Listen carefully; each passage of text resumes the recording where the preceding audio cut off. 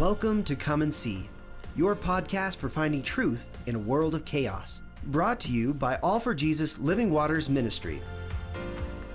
With host and founder Richard Case and co-host and retreat leader Kathy Ricconi. Today is our special guest day, where we will hear from a friend of the ministry who will share their insight and stories on truth in this chaotic world. And now your host, Richard Case.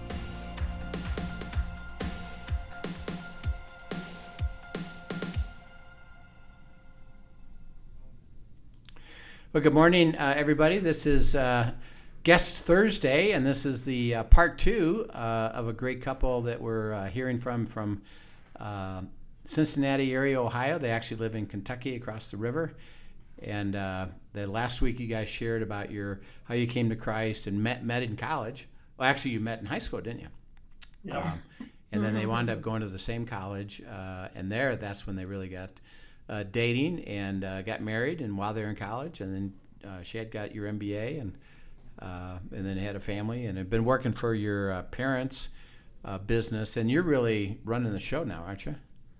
Yeah, my mom was somewhat involved, but mostly they have handed the reins off to me, so I pretty much on a day-to-day basis manage it for them. Yep.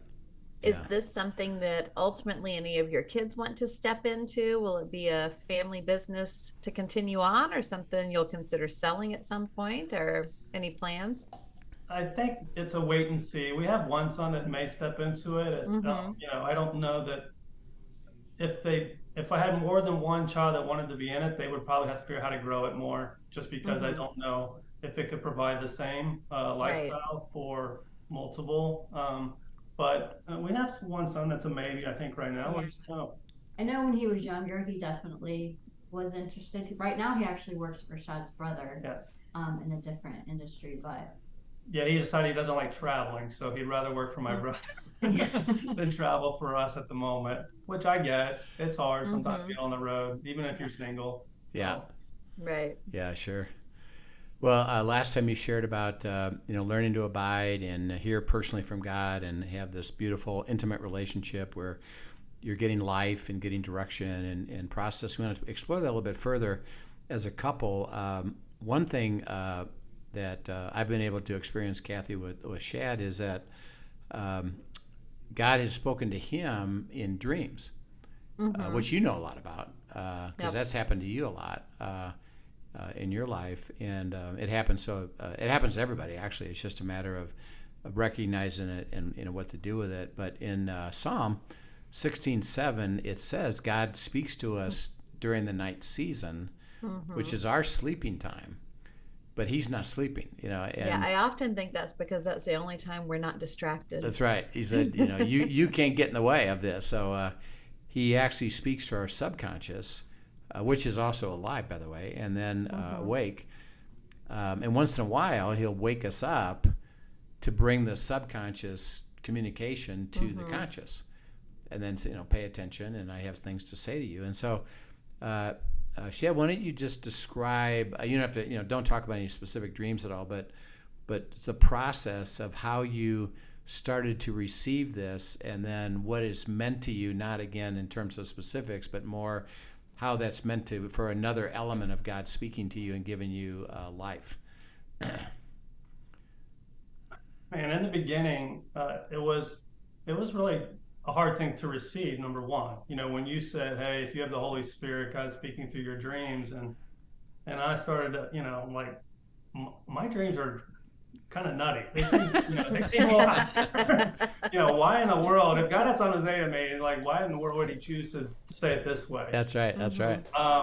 But as I started, I would write them down like you told me to, and then a few of them obviously I sent to you too to get some help, because in the beginning I just wasn't getting it, and it wasn't making sense a lot of times, and and it honestly it does add an extra element too of work, and that I have to write this down, and now I need to sit in it and ask God, hey, what are you saying? And sometimes it would really extend my journaling time, because I'm going through the I'm going through the details and I'm trying to get the emotions right.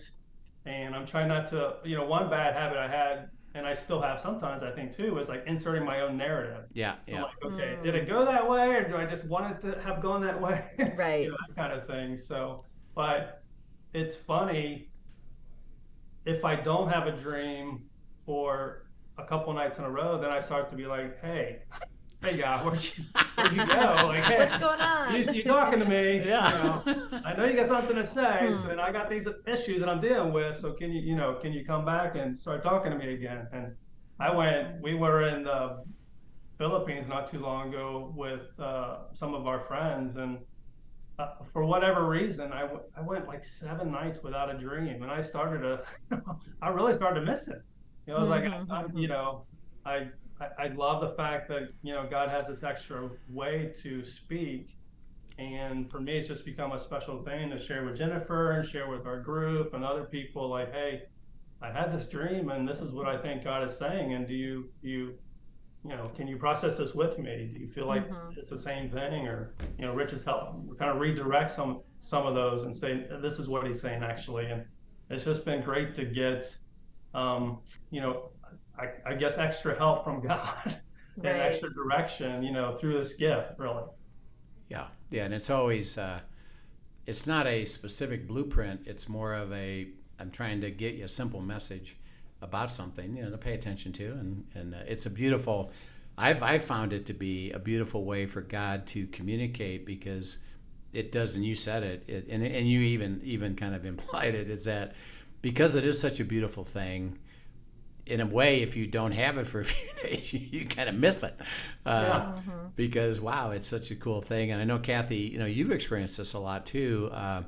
What input would you help the audience about this whole area? Because it's kind of one of those interesting things of, well, yeah, I get dreams, but like Shad said, particularly when you first get them, your viewpoint is, well, it can't be spiritual, because it's kind of funky. It's kind of different, Right. And it's weird, and so it must be a bad pizza or something, and Yeah. so what would you help the audience, and maybe Shad can weigh in as well, as why is this such an important piece of God's way of talking to us?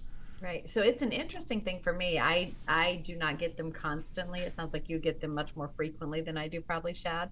But there's different. I've learned to be sensitive to. I've kept a dream journal now since probably 2015. And I keep them going and try to keep them in my journal, and I try to type them up. And then when I feel like that's something that I should share with Rich and Dave and whatever else, send some over and hey, check this one out. Yeah. But it's interesting for me. I have gotten to where I'll ask. I can tell. I have to always ask him, is this something to pay attention to, or was this just bad pizza? Basically, and have gotten to where I'm very sensitive to. I pretty much know. I mean, almost know immediately when I wake up. This was something. Get a pen and write it down, and we'll pick it apart later. And then I can write it out and then go back and spend time talking and processing. I will say for me, my most frequent intense dreams are usually when I'm in a period of fasting. If he's led me to fast over something, I will find more often than not, there will be much more frequent dreams in that are actually prophetic, and obviously not bad pizza, because I wasn't eating bad pizza. But it's been a really neat thing to see, for me, the difference, a lot of things that have been alerted in preparation type things, I've shared on here before, even, as silly as this sounds, I was alerted in dreams well before, gosh, it was probably September 2019, to get prepared supplies, food and supplies to share on hand, and was even alerted to get face mask. Had no idea why, but that was from a dream. So it's interesting, the things that God has revealed and does reveal. But I do believe, what I have found is that is a place, especially when I come to him and I say, use my nights when I'm undistracted and speak to me. I want to always be ready to hear from you. And in my menopausal age, I don't have the most phenomenal memory. So I do even ask him to help me to remember the details I need to remember, and to discard those that I don't. So Yeah. I don't know if that's enlightening at all, but I think it's probably a little bit different for everybody, but it's been a lot of fun to allow him to communicate that way. And I can almost always tell, even when I'm talking to other people and they start to share a dream with me, you get to where okay, there's so much more to that than what you're realizing. Yeah. And Shad, That's interesting. for you, how has that encouraged you in terms of your walk with God? How is just that process of God, speaking to you in a dream and then helping you understand it, and you guys talking about it? How has that encouraged you spiritually? Well, I mean, sometimes we've had stuff going on, whether it's with the business or with the kids, maybe in between us, and we'll get a word from God just telling us, hey, this is what I'm showing you. This is how things are going to play out down the road, and for us, it's just been really encouraging. I mean, sometimes I've had dreams too that have been correction, where God's Yes, like, me "Hey, too. I need you to, I need you Pay to attention to this. check on this area because you need to make a course correction here." But we've had a lot of encouraging dreams together, and sharing those dreams with Jennifer, and then sharing those dreams with our group in Colorado has been a real blessing to say that, hey, I had this dream, and a lot of times they are super simple. I didn't tell this one to Jennifer last week, but I had one where we were standing in a line waiting to go inside for dinner, and some old friends from college came through, and they all basically said hi and gave hugs to Jennifer and ignored me. And I'm like, so I'm writing this down the next day, and I'm like, what I don't understand what this means. What does this mean, God? And what I heard God say is like, hey, Jennifer wants your attention too. So just some simple stuff like that. And then that night, I'm like, okay, I'm going to make extra intentionality to just pay attention to my wife and spend some time with her. Yeah. And so it's just, those are things that, God, it may be something big he speaks on, but a lot of times it's just something super small like that he's giving me some extra help because I need it. Right. Yeah. And I think it's so sweet that when you have that surrendered heart of, I would really like you to redeem all the time. And I want to hear from you all the time, even when I'm sleeping, how he honors that often. And we don't even recognize that's at our disposal. So it's sweet. Yeah, it'll be fun as God continues to speak to you through that. And then as a couple, in addition, as you've learned and expressed abiding as a personal, but now you apply it in terms of your seeking God's will and making decisions and going to unity. Talk about how you two process things of the life that you're trying to get God's input on, that you work together. What does that look like for you to seek God's will? So a lot of times, if it's a discussion we're having or, something we're trying to figure out, like how we're going to deal with this issue, we'll just tell each other how we're thinking about it, and then, okay, we're going to abide on that. And then a lot of times we're just, because in the abiding weekend, so you talked about keeping like a journal, like a joint journal with like questions. So we tried that. I was horrible at it.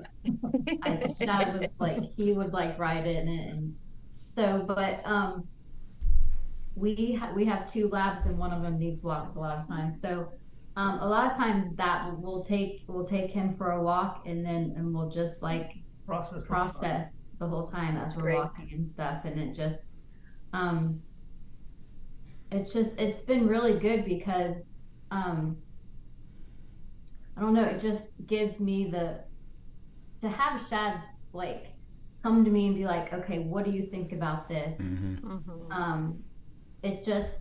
It's taken our relationship to a newer level because I don't know that before, you have that back and forth and you're just trying to come to an agreement. Well, and even there were places where it seemed like those were your areas. And these were my areas, like the business. Yeah, like the business. I would never. And you can be siloed almost, right? Yeah. I would never go to her really before and say, "Hey, I'm dealing with this with Spiv. I feel like I should go down this track. How do you feel about that?" Yeah. I didn't really do that in the past, but now I'm very intentional about including her.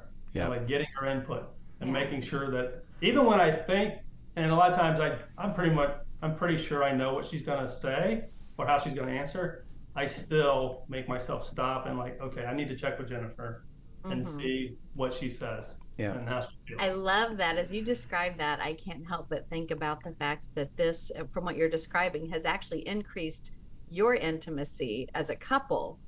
And Oh, that for sure. mirrors it also has increased your intimacy with God, which is Yeah. so perfect because our marriages are to be a picture of the covenant relationship we have with God.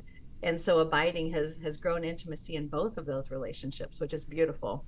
Yeah. Oh yeah, Rich always preaches that verse in Psalm 133, unity commands the blessing. I'm Right. like, well, Yep. that's where we want to be. That's what- So that's where we want to be. I think that'd be a good place to be.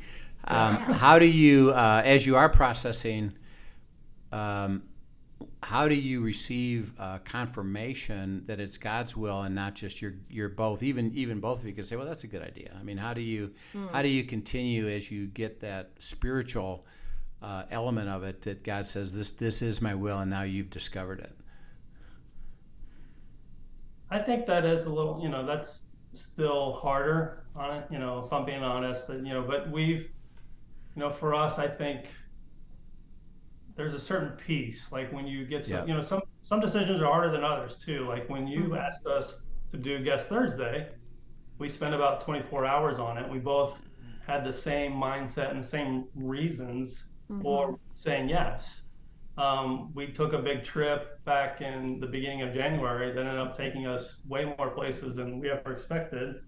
That took a lot longer to process, that we wanted to, and just different words that we got, different things that other people spoke, and events that were taking place, signs that we felt like God was giving us.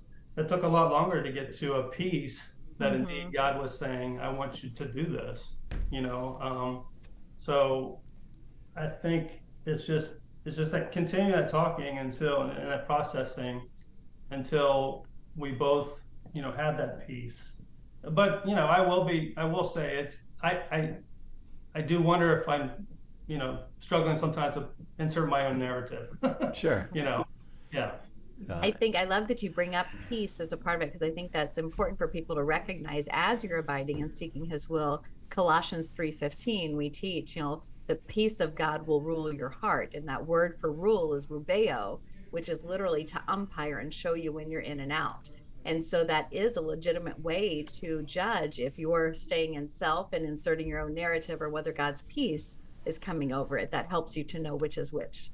Yeah, yeah. And the neat thing is that because you talk about, we're always interested to make sure that we're not, like you use the word inserting our own narrative, which again is easy to do. But trusting that God, if we do, by the way, and you have a heart to follow, it's God's responsibility to trouble you or to bring something out. And a little course correction. and so if all the people that are listening, is that it's really just as you sense that peace and you have confidence that yes, this is God's will. And if for some reason we miss something, God said, well, I'll correct you. I'll refine it for you. So it's a beautiful thing, not a you better get it right thing. And that's right. That's and kind the of key is having the heart to go. He honors the heart that seeks him. And so that's where in that place he will gently correct you if you're starting to go the wrong direction. I'm counting on that grace for sure. Amen.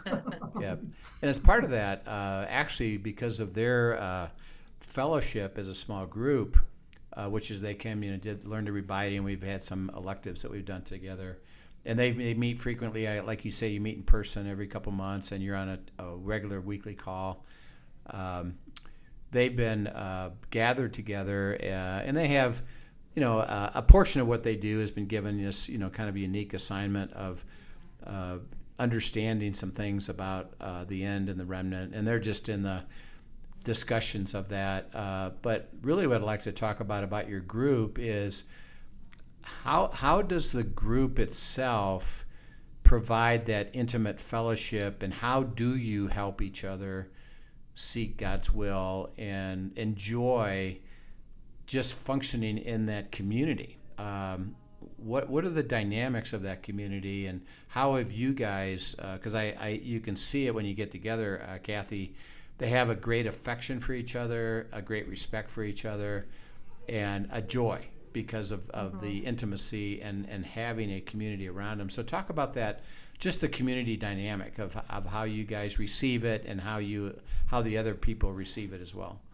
I mean, it's fun to, hear from God and to share that and have other people say, man, I'm hearing something similar. Or they hadn't picked up on that, but as soon as they do, kind of your spirit quickens. It's like, oh man, that feels so right.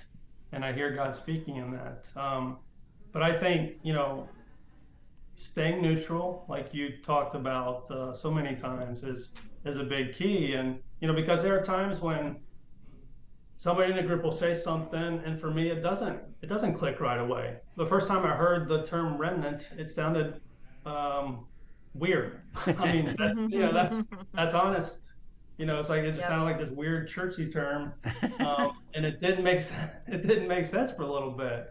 But then as we started spending time on it and talking about what it actually meant and what God was up to and what the Bible is saying, it's like, oh, okay, now I'm getting it. Now it's sinking in, and you have to be patient with one another. You have to give grace to one another. I share things that I'm like, they're gonna think I'm crazy if I say this out loud, but to be willing, to not to say things that do seem a little off or odd sometimes. I share dreams that I'm like, guys, this is a dream I had. I think it means something for us, and what do you guys think? And sometimes I'll feel very insecure throwing that stuff out there, but at the same time, I think there's a level of trust within our group that's really amazing. And even if people don't see the same thing or get something else, there's no condemnation with it. There's no, you're not getting it, or you're a dummy, or whatever the case might be. And so it's just been fantastic. And we've had our moments where there have been some disagreements, but we know that God wants us to walk as one. Mm-hmm. So that's good. we've had 2 or 3 heated moments, but we know that God wants us to walk as one. And so we've just really been intentional about getting back to that place where love wins again, and there's grace for everybody. And we want to go to peace, and we want to really hear from God. We don't want to hear from ourselves. We want to hear from God, and that's the goal. And that's everybody's goal. So if that's everybody's goal, that's really key too. Like, everybody wants to go to the same place, and that's what. Yep. And whatever God is saying is what we want to hear. What has that community done just for you in your walk with God and your life? Why is that? In other words, why is that community such an important piece of it versus it doesn't really matter that I have a community? Just connection is so important in our lives with God and with others, and the depth of connection that we have with this group is just amazing. And even just like, someone will say, oh, I got this verse, and then a few weeks later you get that verse, and it's just like layers, just building on layers of what we're hearing, what we're sharing, and just knowing that we all have the same goal, and we have the same heart for Christ. And you can have a community, and we have a community here, but having an abiding community is just, you just can't. It's so special. Yeah, that's really important.